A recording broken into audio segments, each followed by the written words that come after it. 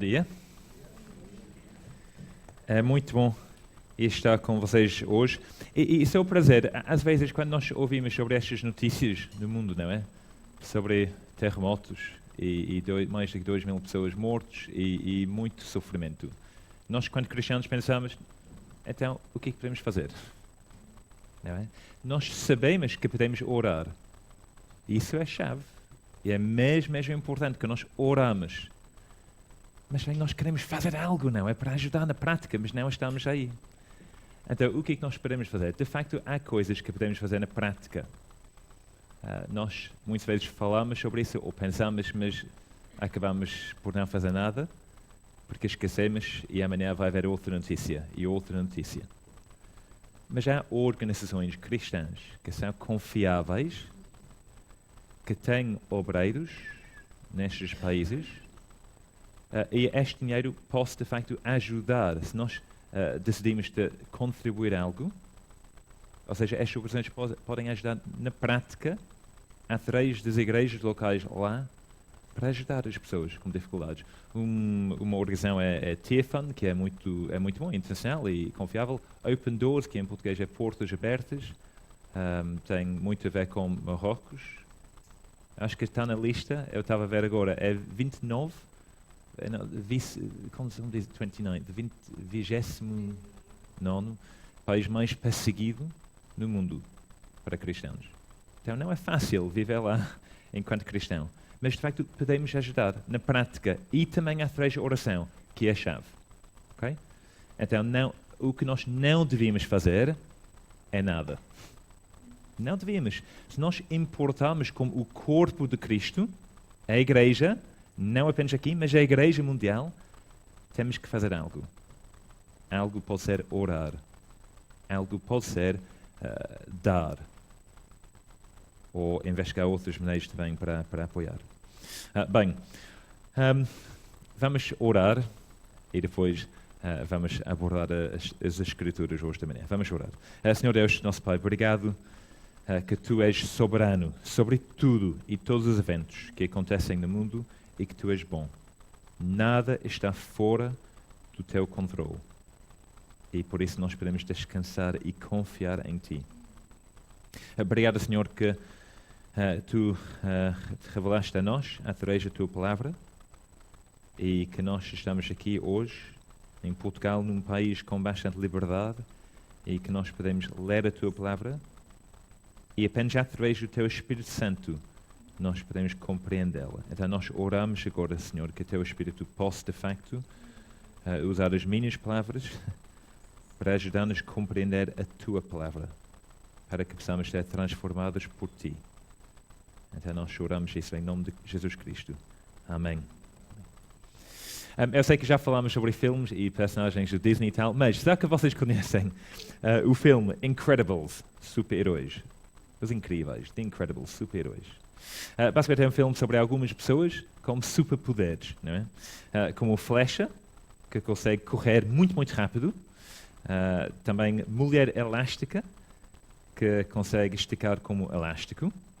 Temos Violeta, que consegue se tornar invisível. E temos Senhor Incrível, que é muito parecido comigo. Ele é, se vocês conhecem o filme, ele é super forte, mesmo tipo um homem sério, duro, sem medo de nada e tipo com músculos bastante grandes. Então, pronto.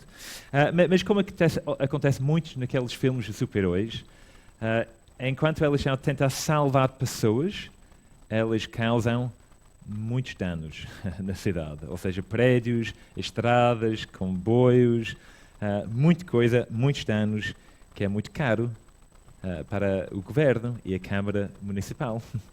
Então chega-se a um ponto em que o governo está farto a gastar dinheiro e eles dizem, pronto, vocês têm que se reformar agora. Não podem continuar a ser super-heróis, vocês têm que encontrar trabalhos normais, está bem? E nós vamos proteger a cidade, está bem? E depois, dá para ver no filme, 5 anos mais tarde, e nós vemos Senhor Incrível a trabalhar num escritório para uma companhia de seguros. Mas a cena é tão triste, se vocês conseguem lembrar daquela cena. E é muito longe dos seus dias a perseguir criminosos e a salvar o mundo. Pois vemos-lo no seu pequeno escritório, com documentos em todo o lado, sentado numa pequena cadeira que ele mal consegue encaixar, vestindo numa pequena camisa branca, com gravata azul, que parece prestes a arrebentar por causa dos seus enormes músculos. E a maneira como ele fala, como ele trabalha, como ele interage com as outras pessoas, como ele estaciona o carro. Ou seja, tudo aponta para o homem sem objetivo na vida, sem propósito, sem ambição. Um homem que desistiu. Desistiu. E provavelmente todos nós tivemos ou temos colegas assim. Pessoas que nós conhecemos que são assim. Certa vez eu tinha na polícia uma colega minha que ela queria fazer tudo menos trabalho, não é? Ela não queria trabalhar. Então houve uma chamada, mais um assalto ou roubo, e ela, pois, outro pode tratar disso, eu estou a beber o meu chá. Não me importa. E literalmente pessoas assim, que tipo, seja o que for, elas não querem. E elas vão sempre encontrar desculpas para não trabalhar, para fazer o mínimo possível. Mas é triste, porque elas estão no trabalho, sem muita alegria, sem contentamento, a simplesmente passar o dia todo a sobreviver para a paga das despesas. E não têm esperança. Elas não têm esperanças ou sonhos, desejos para o futuro, ideias, planos que elas querem concretizar. É apenas a vida sem propósito, sem ambição. E é triste. Mas a coisa que é ainda mais triste é quando há cristãos assim. Ou seja, quando há cristãos que, depois de conhecer Jesus, depois de aceitar a oferta do perdão que há em Jesus, depois de fazer uma declaração pública da sua fé através do batismo, tal como aconteceu ontem. E já agora ontem, como Carlos disse, foi um dia muito bom, não é? Com muita alegria a ver estas 6 pessoas, especialmente a Ana e a Laura, a declarar de forma visível e pública que elas confiam em Jesus. Foi um dia espetacular, muito especial. Mas é triste quando, depois de tudo isso, apesar de terem todos os motivos para se alegrarem e viverem com zelo para o Senhor, as pessoas não o fazem. Em vez de seguir o conselho de William Carey, o pioneiro da missão moderna, que levou o Evangelho à Índia, e que disse: espera grandes coisas de Deus, tente fazer grandes coisas para Deus. Espera grandes coisas de Deus, tenta fazer grandes coisas para Deus. Em vez disso, há cristãos que nem esperam, nem tentem fazer grandes coisas para Deus, mas simplesmente vivem a sua vida a fazer o mínimo possível, sem motivação, sem objetivo, sem esperanças, sonhos, sem ambição. Percebem o que eu estou a dizer? E é triste. Não é suposto ser assim. Pois enquanto cristãos nós devíamos ter ambições. Eu sei que muitas vezes nós pensamos que a palavra ambição é quase um pecado, não é? É não, ambição. Não é. Quando a ambição não é egoísta, mas a ambição é ligada com o Evangelho, é ligada com Jesus, é ligada com o Senhor. E é sobre isso que nós vamos pensar hoje. Então, se vocês têm Bíblias ou telemóveis com Bíblias, ou se calhar vai aparecer no ecrã, não sei, vamos olhar para Romanos 15. Romanos 15, Novo Testamento, 6º livro. Pois em Romanos 15 vamos ver um homem que tem uma grande ambição que ele manteve durante a sua vida e ministério, uma ambição centrada no Evangelho. E é muito bem resumida no versículo 20, que eu vou ler, que é: desse modo, esforcei-me por anunciar o Evangelho não onde Cristo já havia sido proclamado.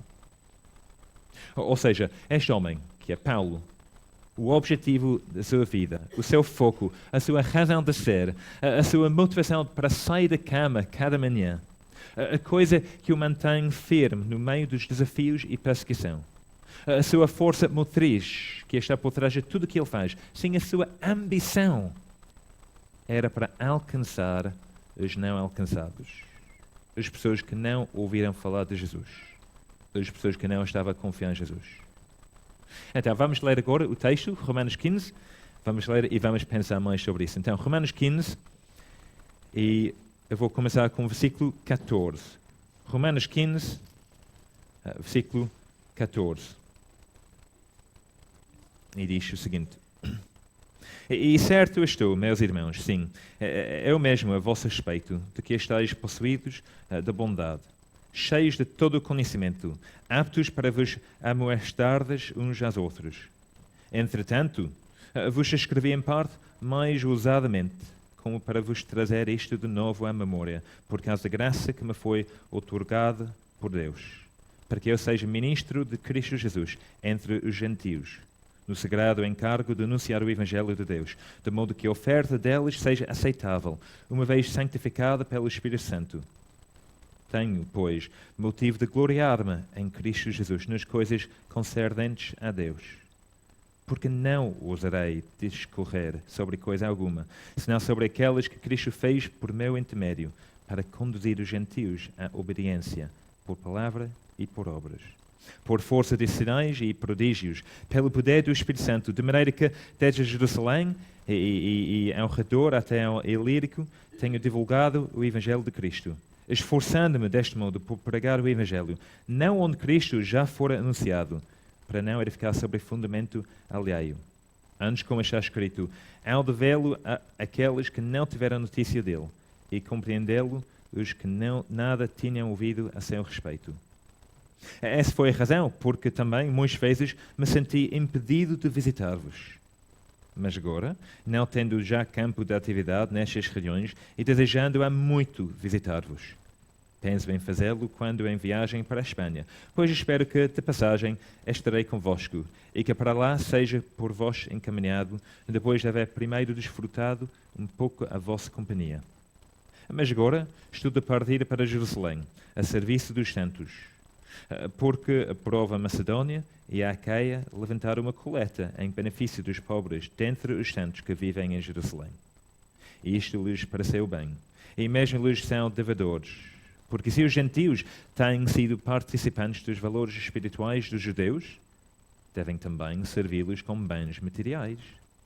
Tendo, pois, concluído isto, e havendo-lhes consignado este fruto, passando por vós, irei à Espanha. E bem sei que, ao visitar-vos, irei na plenitude da bênção de Cristo. Rogo-vos, pois, irmãos, por nosso Senhor Jesus Cristo, e também pelo amor do Espírito, que luteis juntamente comigo nas orações a Deus a meu favor, para que eu me veja livre dos rebeldes que vivem na Judeia, e que este meu serviço em Jerusalém seja bem aceito pelos santos, a fim de que, ao visitar-vos, pela vontade de Deus, chegue a vossa presença com alegria, e possa recriar-me convosco. E o Deus da paz seja com todos vós. Amém. Então, amigos, ao longo desta carta aos cristãos em Roma, Paulo focou-se basicamente em duas verdades centrais para a fé cristã. Duas verdades. Em primeiro lugar, ele focou-se na necessidade da salvação. O facto de que todos rejeitaram a Deus nos seus pensamentos e palavras e ações e, portanto, todos estão culpados perante Deus e vão ser julgados no fim das suas vidas. Ou seja, todos precisam de salvação. Então, essa é a primeira verdade que nós vemos em Romanos. Segunda verdade que Paulo foca é no meio da salvação. Ou seja, há apenas um caminho para ser salvo, que é através de Jesus Cristo. Através da sua morte por nós na cruz, onde ele enfrentou o julgamento que nós merecemos, para que nós pudéssemos ser perdoados e ter vida. Mas então, dado isso, que existe uma necessidade universal de salvação, e há um meio único da salvação através de Jesus, não devia ser uma surpresa que a ambição do Paulo é para alcançar os não alcançados.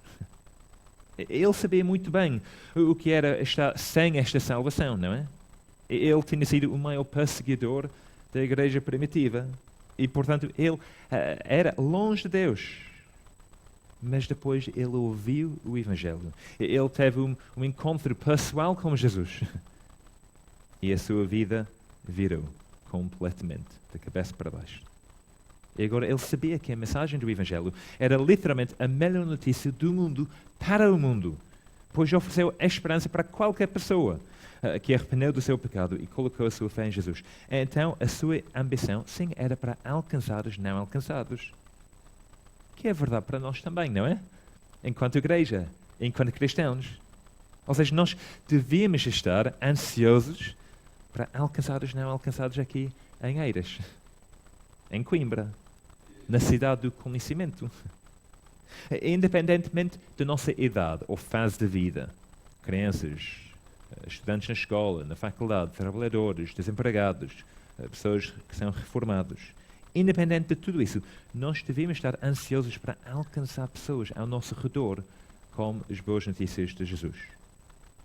Mas a vida, muitas vezes, é difícil e muitas vezes nós ficamos desanimados e esgotados.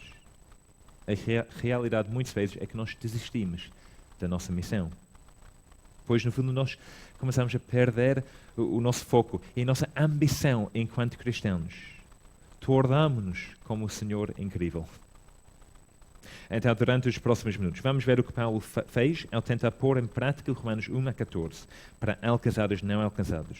Pois há 3 coisas que são centrais para Paulo quando se trata disso. E são 3 coisas, creio eu, que seria uma grande ajuda para nós, enquanto nós esforçarmos de continuar com a esperança e com zelo e com a ambição de fazer grandes coisas para Deus aqui em Coimbra. Então, a primeira coisa que vamos ver é o seguinte: para alcançar os não alcançados, nós precisamos de proclamação centrada no Evangelho. Precisamos de proclamação centrada no Evangelho. Versículos 14 a 22. Olha para o versículo 14, mais uma vez. E certo estou, meus irmãos, sim, eu mesmo a vosso respeito, de que estáis possuídos de bondade, cheios de todo o conhecimento, aptos para admoestar-vos uns aos outros. Que é um resumo bastante encorajador acerca dos cristãos em Roma, não é? Ou seja, eles são irmãos em Cristo, cheios de bondade, cheios de conhecimento. As pessoas que querem agradar ao Senhor e sabem como agradar ao Senhor. São crentes com maturidade, não é? Crentes que não iam fazer isso quando estamos a cantar aquela música Ele me salvou, e bater as pessoas ao seu lado. Ou seja, elas são capazes de ensinar uns aos outros, edificar uns aos outros, encorajar uns aos outros na verdade do Evangelho e de desafiar uns aos outros de viver vidas santas perante o Senhor. Mas apesar da sua maturidade, Paulo sentiu-se necessidade de escrever para elas, a lembrá-los do Evangelho que elas já conheciam e mostrar algumas implicações para elas enquanto elas tentam de viver para Jesus. Então, versículo 15. Entretanto, vos escrevi em parte, mais ousadamente, como para vos trazer isto de novo à memória, por causa da graça que me foi outorgada por Deus. Ou seja, Paulo foi um apóstolo, e vocês sabem, o apóstolo era alguém que viu Jesus pessoalmente, recebeu uma missão pessoalmente de Jesus e de Jesus ressuscitado. E ele foi encarregado com a responsabilidade de dar testemunho a ele, dele. E a sua tarefa, a sua missão, de facto, foi ainda mais específica, pois ele era suposto fazer isso para um grupo de pessoas específica. Ou seja, versículo 16, para que eu seja ministro de Cristo Jesus entre os gentios, no sagrado encargo de anunciar o Evangelho de Deus, de modo que a oferta deles seja aceitável, uma vez santificado pelo Espírito Santo. Ou seja, os gentios eram estranhos, não é? No nosso contexto, pensa ciganos, ou muçulmanos, ou se calhar ingleses, não sei. Mas eles não se vestiam da mesma forma, não comiam da mesma comida, não liam os mesmos livros, não ofereciam os mesmos sacrifícios. Eles eram diferentes, eles eram impuros, eles não foram alcançados. Mas o Evangelho também era e é para eles. Então, dado tudo isso, dado a missão do Paulo, o que Paulo faz? Ele proclama o Evangelho para que elas possam ser salvos. Versículo 17. Tenho, pois, motivo de gloriar-me em Cristo Jesus nas coisas concernentes a Deus. Porque não ousarei discorrer sobre coisa alguma, senão sobre aquelas que Cristo fez por meu intermédio, para conduzir os gentios à obediência por palavra e por obras. Por força de sinais e prodígios, pelo poder do Espírito Santo, de maneira que, desde Jerusalém e ao seu retorno, até ao Ilírico, tenho divulgado o Evangelho de Cristo. esforçando-me deste modo por pregar o Evangelho, não onde Cristo já fora anunciado, para não edificar sobre fundamento alheio. Antes, como está escrito, há de vê-lo aqueles que não tiveram notícia dele e compreendê-lo, os que nada tinham ouvido a seu respeito. Ou seja, é interessante que o ministério de Paulo foi marcado pelas palavras e ações, não é? Assim como era com a vida de Jesus. Ou seja, os milagres sobrenaturais que muitas vezes, embora nem sempre, acompanhavam a pregação de Paulo, serviam para validar a sua autoridade, dar credibilidade à mensagem do Evangelho. Mas o que é bastante interessante aqui é que, por causa do desejo de Paulo para os gentios, para alcançá-los, para tornar os gentios uma oferta aceitável a Deus, o que Paulo faz? Ele não se esforça por fazer milagres, dá para ver isso. Isso não é o foco, mas sim, versículo 20, por anunciar o Evangelho. Quando nós pensamos sobre as pessoas que vivem conosco, no nosso bairro, ou pessoas com quem nós trabalhamos, ou pais da escola, amigos, vizinhos, qual é o nosso maior desejo para eles? É que eles possam ouvir falar de Jesus. Qual é o nosso maior desejo para os nossos filhos? Que eles passam e não chumbam na escola, na faculdade, que eles tenham namorada ou namorado, que eles gostem de nós enquanto pais. O nosso maior desejo, obviamente, é para que eles possam conhecer o Senhor e que eles possam o sirvam com fidelidade todos os dias das suas vidas. E por isso, diz Paulo, nós temos que proclamar, temos que falar sobre Jesus. Eu sei que isso muitas vezes é difícil. Ou seja, eu lembro-me um rapaz aqui em Coimbra com quem eu tenho falado bastante vezes sobre Jesus. E não apenas eu, muitas pessoas têm falado com ele sobre Jesus. Nós lemos a Bíblia juntos durante 1 ano e meio. Ele foi para a igreja várias vezes, ele fez vários cursos evangelísticos.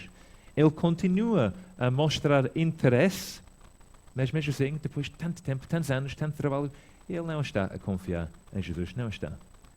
E é desanimador. E é fácil começar a pensar, será que vale a pena? Será que isso vai funcionar? Será que a Bíblia de facto tem poder para salvar? Porque não estou a ver isso. Sim, tá, tudo bem, eu consigo ver isso na minha vida, mas na vida dos outros, não está a resultar. Então não sei se vale a pena continuar. Mas nunca vou esquecer as palavras do Lindsey Brown. Lindsey Brown era, no passado, ele era o secretário-geral do GBU Internacional. Ele foi um grande fã das Semanas de Missão. E é por causa dele que agora em muitos países da Europa há semanas evangelísticas nas universidades da Europa.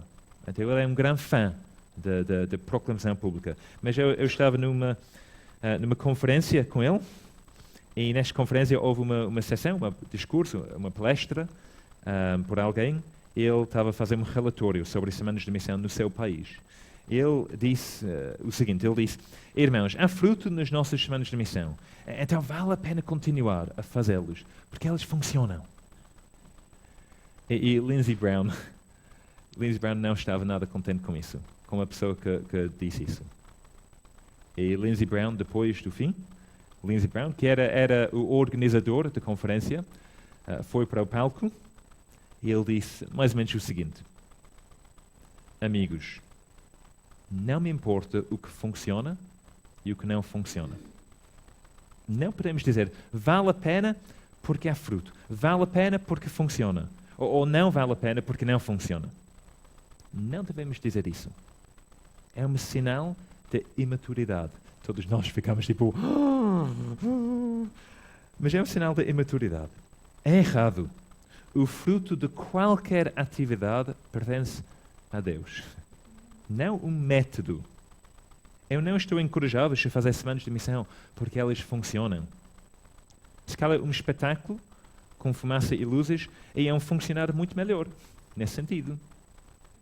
Mas isso não é a coisa central. A coisa central é que nós precisamos de seguir o que nós lemos na Bíblia.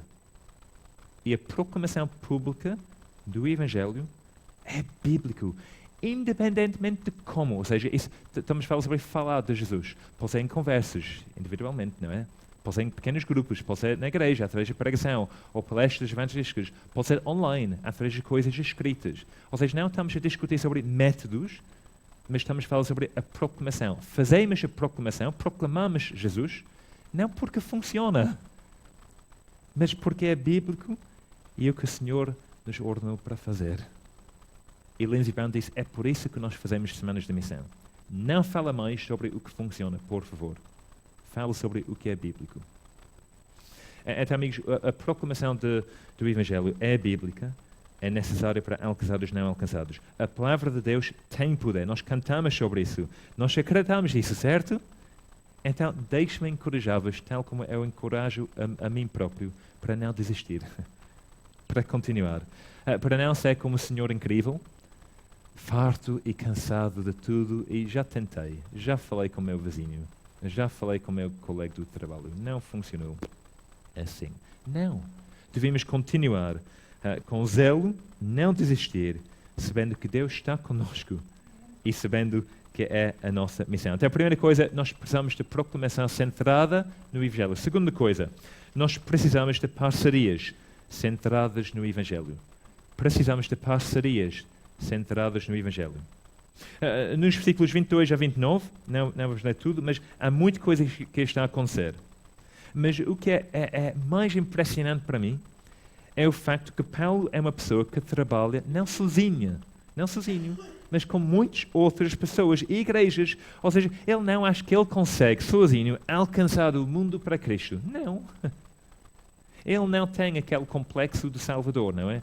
A pensar que ele é o próprio Salvador, que ele é responsável pela evangelização do mundo e apenas ele. Ele não pensa nisso.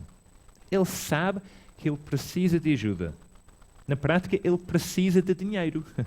Mas também ele precisa de comunhão, encorajamento espiritual. Ele precisa de parceiros genuínos no Evangelho. Então, ele agora expõe os seus planos, não é? Ou seja, o plano dele é para visitar as igrejas em Roma, algo que ele queria fazer por algum tempo, mas foi incapaz, por causa deste desejo de alcançar os não alcançados. Então, eu imagino que os cristãos em Roma estão a ler isso e estão a pensar, finalmente, Paulo, finalmente. Ou seja, se quer ser estratégico no teu ministério, claro que faz sentido vir cá, não é? Nós somos uma igreja madura, não é? Com muita maturidade. Nós somos o capital do Império Romano. Se quer alcançar o mundo para Cristo, então vem cá. Vem cá, somos o ministério mais importante. A nossa igreja também é o maior. Temos crentes que são melhores ensinados. Temos 15 obreiros, 18 músicos, tempo inteiro, um templo enorme com todo o tipo de tecnologia que existe, completo com uma pastelaria vasta de gama ao nosso redor. Ou seja, somos capazes de alcançar os ricos, os poderosos, os famosos, os inteligentes, todos. Ou seja, vem cá. É tipo Coimbra, mas há 2000 anos. Mas a missão do Paulo não era para ser famoso, ou ter poder, ou prestígio. Versículo 23, o que é que ele diz? 23. Mas agora, não tendo já campo de atividade nestas reuniões, e desejando há muito visitar-vos, penso em fazê-lo quando em viagem para a Espanha. Pois espero que, de passagem, estarei convosco e que para lá seja por vós encaminhado, depois de haver primeiro desfrutado um pouco a vossa companhia. E depois, versículo 28, tendo, pois, concluído isto, e havendo-lhes consignado este fruto, passando por vós, irei à Espanha. É um choque. Eu imagino que para a igreja em Roma era um choque para ler isso. Pois Paulo está a dizer que Roma é apenas uma escala. Não é o destino, é apenas uma escala. É para visitar durante um tempo, enquanto estou a fazer outra coisa, enquanto estou a fazer uma viagem mais longa. Sim, ele quer encorajar os cristãos, mas Roma não era o destino final. Ou seja, ele ainda teve esta paixão, este desejo de alcançar os não alcançados. Então, o seu foco a longo prazo foi a Espanha, a Península Ibérica. Mas Paulo sabia que para chegar em Espanha, ele ia precisar de parceiros do Evangelho. para o ajudar e apoiar. E é claro aqui que a sua esperança é que os cristãos em Roma podiam ser um destes parceiros. Não é? Mas não é o único parceiro que sobre o qual ele fala. Versículo 25 também ele fala. Mas agora estou de partir para Jerusalém a serviço dos santos, porque aprovo a Macedónia e a Acaia levantar uma coleta em benefício dos pobres dentre os santos que vivem em Jerusalém. Isto lhes pareceu bem e mesmo lhes são devedores, porque se os gentios têm sido participantes dos valores espirituais dos judeus, devem também servi-los como bens materiais. Ou seja, vemos a parceria entre os crentes, que são principalmente gentios, na Macedónia e na Acaia, com os crentes que são principalmente judeus em Jerusalém. Os gentios que agora têm o Evangelho e a possibilidade do perdão e da salvação, eles querem partilhar as suas bênçãos materiais com os crentes judeus em Jerusalém. Não é uma transação, ou seja, eu vou ajudar-te com o Evangelho e tu tens que me dar dinheiro. Não é isso. Não é um negócio, mas é uma parceria verdadeira, autêntica. E algumas coisas para reparar sobre esta parceria. Parcerias centradas no Evangelho sempre envolvem ajuda na prática. Na prática. Que inclui apoio financeiro. Tanto como indivíduos, quanto como igreja, devemos procurar maneiras de apoiar na prática e financeiramente aqueles que estão no ministério. E eu posso dizer isso, é um bocado desconfortável, não é? Mas eu posso dizer isso porque eu não estou a receber finanças de vocês, não é menos constrangedor a dizer isso, mas isso é de facto o que a Bíblia ensina. Devemos estar a procurar maneiras de usar o que nós temos para ajudar pessoas que estão dedicadas ao ministério o tempo inteiro para fazer este ministério. Coisas na prática, seja aqui em Eiras, em Coimbra, em Portugal, internacional. Ou seja, é claro que cristãos podem ajudar outras organizações também. Claro que sim. Mas o foco aqui, em Romanos 15, são parcerias ligadas com o Evangelho entre cristãos. E elas deviam ser uma prioridade para nós, enquanto cristãos e enquanto igreja. A segunda coisa para reparar sobre parcerias é que elas sempre envolvem cuidado relacional. Ou seja, nunca é apenas dar dinheiro. Nunca é apenas isso. É, de facto, importar com as pessoas com quem nós estamos a ajudar e a apoiar. Paulo está com a expectativa de ser encorajado, versículos 24 e 26, e refrescado pela igreja em Roma, e também ele fala sobre o fato que as igrejas gentias têm prazer em fazer uma contribuição para a igreja judaica. Há alegria e amor verdadeiro. Há um relacionamento genuíno entre ele e os seus parceiros. Isso é a chave. Não podemos cumprir a missão de Deus sozinhos. Acho que a Beth e a Hannah, se calhar, estão fartos de eu falar sobre Everest.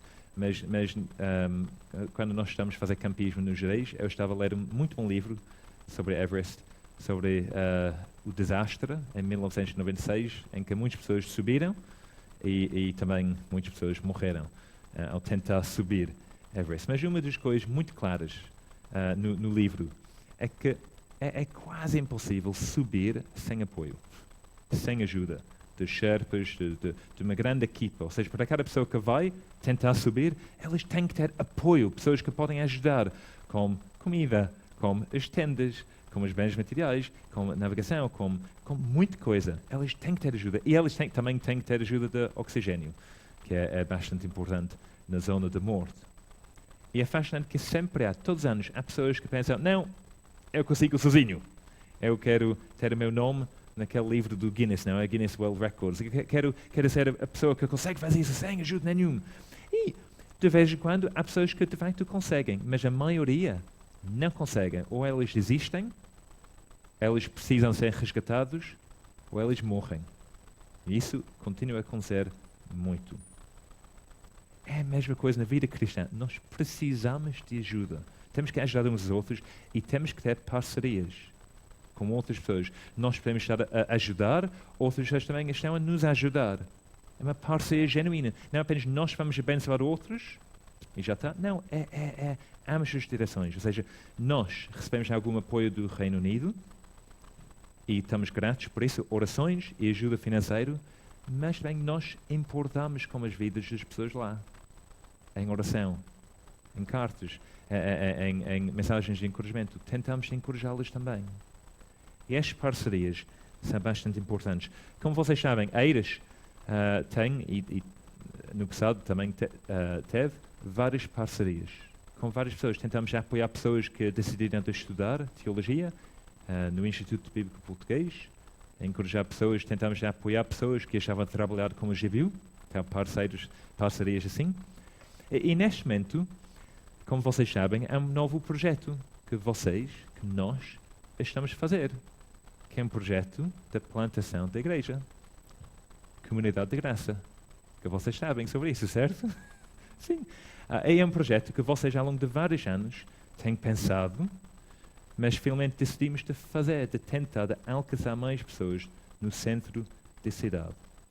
Então, há um pequeno grupo que vivem na cidade, que fazem parte de Eiras, mas que vivem na cidade, que entre janeiro e junho nós tivemos reuniões 2 em 2 semanas para falar e orar e pensar juntos sobre como é que isso vai acontecer, como é que isso pode acontecer. E vamos começar a ter reuniões semanais a partir do próximo mês. E é muito animador. E é muito assustador para todos nós, não é? Mas queremos fazer isso. Mas uma coisa que é preciso é uma parceria genuína com vocês, com a Eiras. A Eiras está a enviar, que é sempre um sacrifício, enviar pessoas e apoiar, encorajar as pessoas. Mas também é a maneira que nós estamos tentando de cumprir a missão de Deus aqui em Coimbra. E nós, aqueles que estão a fazer parte deste projeto, eles são muito gratos. Nós estamos muito gratos pelo vosso apoio e orações com tudo isso. E se calhar vai haver pedidos de ajuda com coisas práticas, não sei. Nós nem sabemos o que é preciso fazer. Mas nós estamos gratos por este relacionamento, esta parceria genuína, autêntica, centrada no Evangelho, enquanto vocês, enquanto nós, enquanto todos, tentam de alcançar os não alcançados em Coimbra. Ok, estamos quase a acabar, prometo. Vamos muito rapidamente ver a terceira coisa. Então já vimos, não é?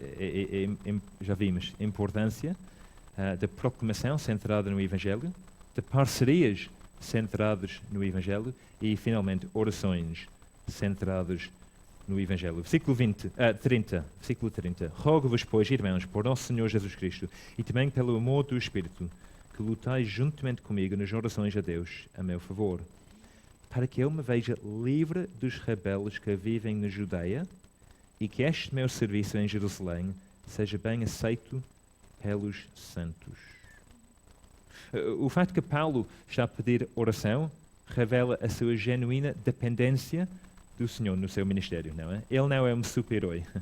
Ele precisa do apoio de Deus através do Espírito Santo. Então ele precisa de oração. Ele sabe que isso é importante. Mas não sei porquê, mas de alguma forma é um grande encorajamento para mim que para Paulo oração é uma luta. Não é? Paulo pensa que oração é uma luta. Ou seja, versículo 30, que lutais juntamente comigo nas orações. Ou seja, às vezes nós pensamos que para Paulo deve ter sido muito fácil, não é? Acordar cada manhã e vou orar. E 2 horas, não é? Entre 3 da manhã e 5 da manhã em oração, e depois o estudo da palavra, mais 2 horas, depois mais oração e depois... Não foi tão fácil para ele. Nem é tão fácil para nós a ter tempo para orar. Mas mesmo assim, é super importante. É uma luta que nós devemos continuar a lutar. Mas qual é o conteúdo de oração? Versículo 31, mais uma vez. Para que eu me veja livre dos rebeldes que vivem na Judeia e que este meu serviço em Jerusalém seja bem aceito pelos santos.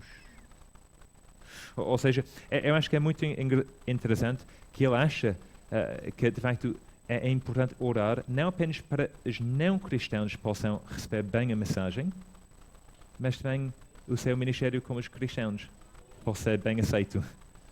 Ou seja, ele sabe que naturalmente há uma oposição do Evangelho fora da igreja e, se calhar, murmurações e queixas dentro da igreja. Paulo, tu não és tão fixe como o John Piper. Paulo, a sério. Sempre vai haver murmurações, não é? E queixas, mas ele ora que, de facto, o seu serviço em Jerusalém, no meio cristão, seja bem aceito pelos santos.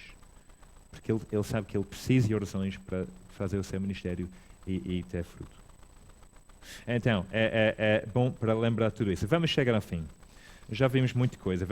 Já vimos que a ambição do Paulo para alcançar os não alcançados significou que ele precisava de proclamação centrada no Evangelho. Ele precisava de parcerias centradas no Evangelho. Ele precisava de orações centradas no Evangelho. Seria bom, não é? Se esses três aspectos do ministério do Paulo pudessem ser os nossos, enquanto cristãos e enquanto igreja. Então vamos orar por isso agora. Vamos orar. Senhor Deus, nosso Pai, Senhor, obrigado pelo Evangelho de graça. Obrigado, Senhor, que nós fomos salvos através de Jesus Cristo. Através do seu grande amor por nós, que o levou para a cruz, onde ele morreu em nosso lugar. E obrigado que por causa disso, Senhor, nós temos vida, que nós fomos alcançados, que nós pertencemos a Ti. Mas, Senhor, é tão fácil viver como um Senhor incrível, desistir de tudo, Senhor, por causa do cansaço, porque nós pensamos que as coisas não funcionam. Senhor, nós oramos que Tu possas nos apoiar e ajudar e despertar os nossos corações, Senhor. Que nós possamos voltar para Ti, Senhor. E a lembrar, e não apenas lembrar, mas pôr na prática a importância da proclamação fiel do Evangelho, com pessoas individualmente, e através da igreja, ou eventos, no nosso bairro, na nossa casa, no nosso local de trabalho, que nós podemos falar sobre Jesus. Oramos também, Senhor, que nós possamos lembrar que não conseguimos fazer isso sozinho. Precisamos de apoio. Precisamos de parcerias com outros cristãos, com outras igrejas, com outras organizações. E, Senhor, que nós possamos, de facto, ser bons parceiros dos outros, financeiramente. Também com mensagens de encorajamento, de apoio. Que possamos, com intencionalidade, Senhor, ser bons parceiros para outros, Senhor. Para que elas também possam sentir encorajados para continuar. Oramos também, Senhor, pelas nossas orações, que nós possamos ser aquelas que estão a depender sempre em Ti, por tudo o que nós fazemos, e especialmente pela missão que Tu nos deste, para fazer discípulos de todas as nações. Nós precisamos de Ti, Senhor, para agir, para trabalhar. Então esteja conosco aqui em Eiras, esta semana, também com a Comunidade de Graça, com tudo o que Tu estás e vais fazer através deste pequeno projeto, como deseja alcançar mais pessoas em Coimbra. Senhor, que a glória possa sempre pertencer a Ti, agora e para sempre.